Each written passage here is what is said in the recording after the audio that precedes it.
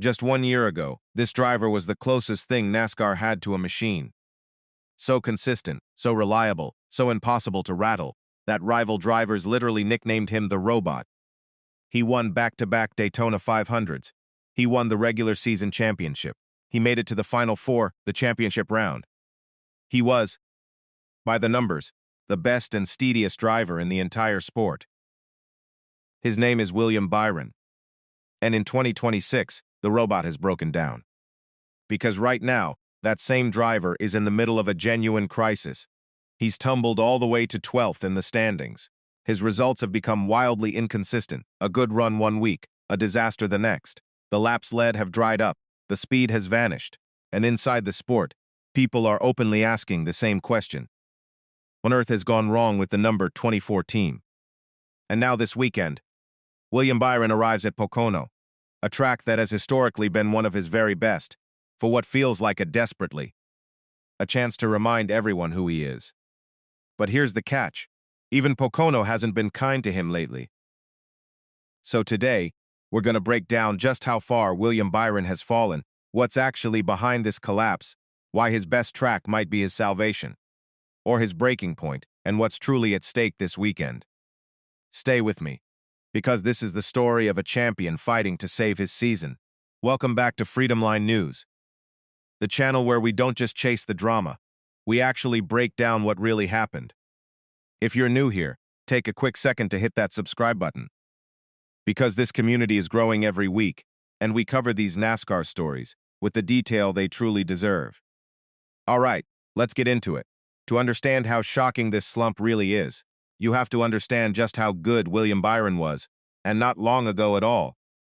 This is a driver with 16 career Cup Series victories, all in the iconic number 24 Chevrolet, one of the most famous cars in all of NASCAR.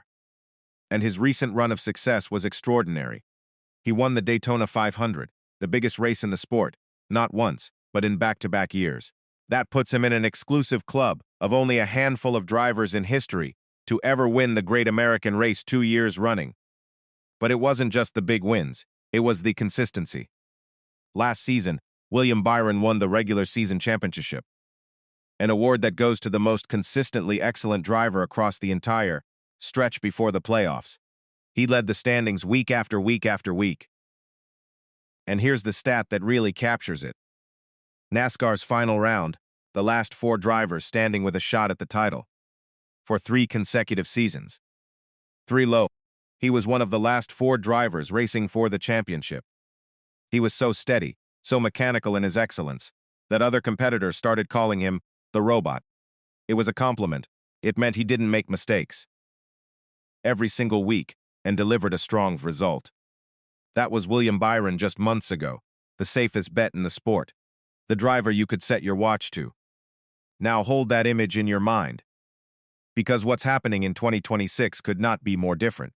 Because in 2026, the machine has malfunctioned. And the numbers are genuinely jarring when you put them next to the driver I just described. William Byron currently sits 12th in the championship standings. Now, 12th doesn't sound catastrophic on its own. But remember who we're talking about. This is a driver who was leading the standings a year ago. Earlier this very season, he was as high as 5th. And he steadily slid backward, dropping all the way down to 12th. For a perennial championship contender, that's not a dip, that's a free fall. And it's the way he's losing that's so unlike him.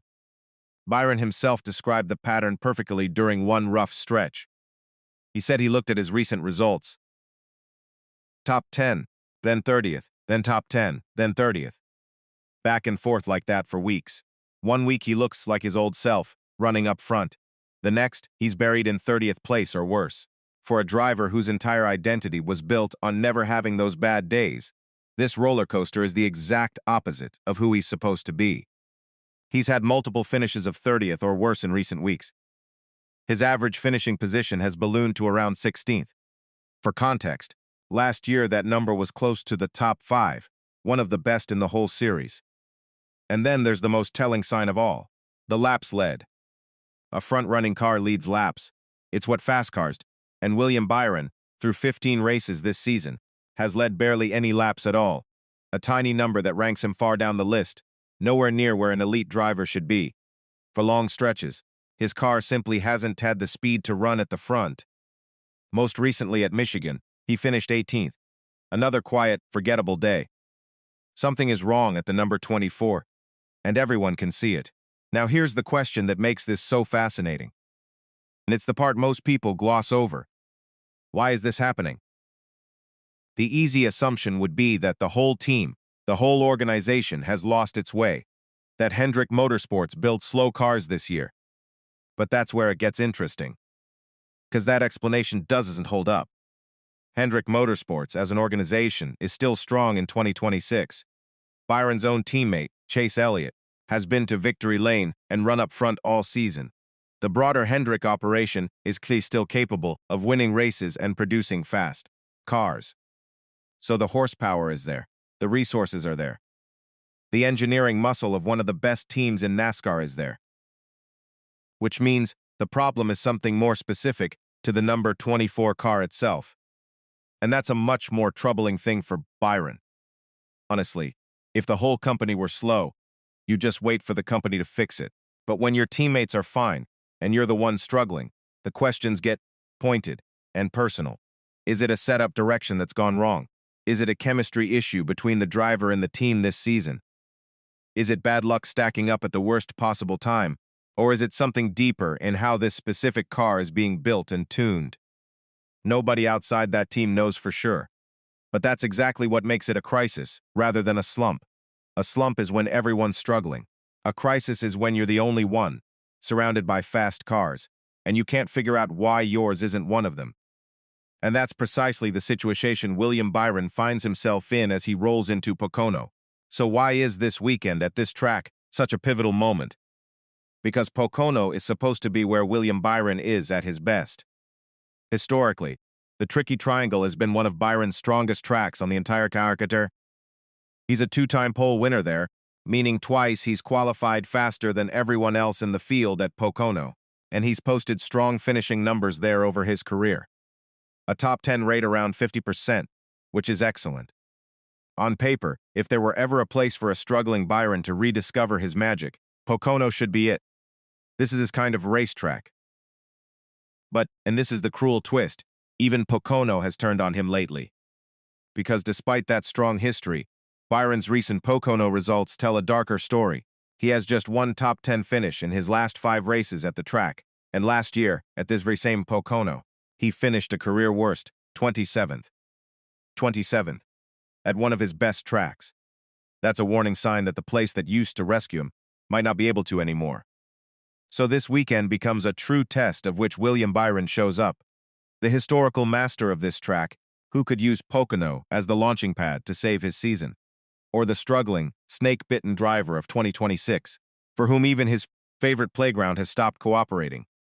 Qualifying and practice will give us the very first clues.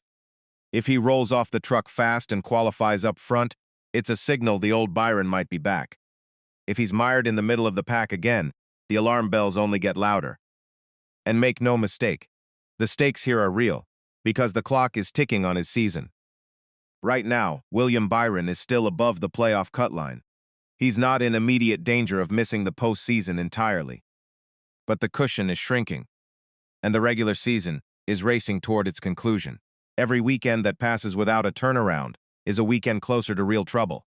And in today's NASCAR, the surest way to lock yourself safely into the playoffs is simple. Win a race. A win erases all the doubt. A win changes everything.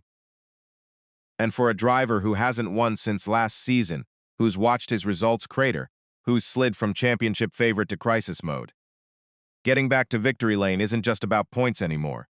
It's about belief. It's about reminding himself, and the entire garage that the robot isn't finished. Because here's the thing about a driver with Byron's pedigree. Talent like that doesn't just vanish overnight. The same skills that won back-to-back Daytona 500 and 3 straight trips to the championship 4 are still in there. The question is whether he and the number 24 team can unlock them again before the season slips completely out of reach. So can William Byron actually turn it around, starting this weekend? Let me give you the honest take. On one hand, everything is in place for a comeback. The talent is undeniable. The team is part of a winning organization. And Pocono, despite recent results, is a track where Byron has genuine history and genuine speed. If there's a weekend for the turnaround to begin, this could be it. On the other hand, you can't ignore that the inconsistency has been going on too long to dismiss as a fluke. The career worst finish here last year is a real red flag, and confidence, once it cracks, can be very hard to rebuild in a sport this unforgiving. So I won't sit here and promise you a fairy tale. The most likely outcome is that this 24 takes more than one weekend.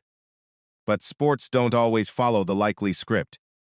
And there would be no more fitting place for William Byron to flip the narrative than at the track. That made him a star. Picture it, the robot, written off and counted out, roaring back to the front at Pocono. That's the comeback story the whole sport would be talking about. When qualifying and practice unfold this weekend, watch the number 24 closely, because we're about to find out whether this is the beginning of William Byron's revival or the next chapter in his fall. So now I want to hear from you. What do you think is really behind William Byron's collapse this season? And do you believe he can turn it around at Pocono and save his season, or has the magic run out for the number 24? Drop your thoughts down in the comments, because I read them. And I already know this one is going to spark a debate. If this breakdown was worth your time, do me a favor and hit that like button and subscribe to Freedom Line News, where we cover every NASCAR story with the detail it actually deserves. Thanks for watching, and I'll see you in the next one.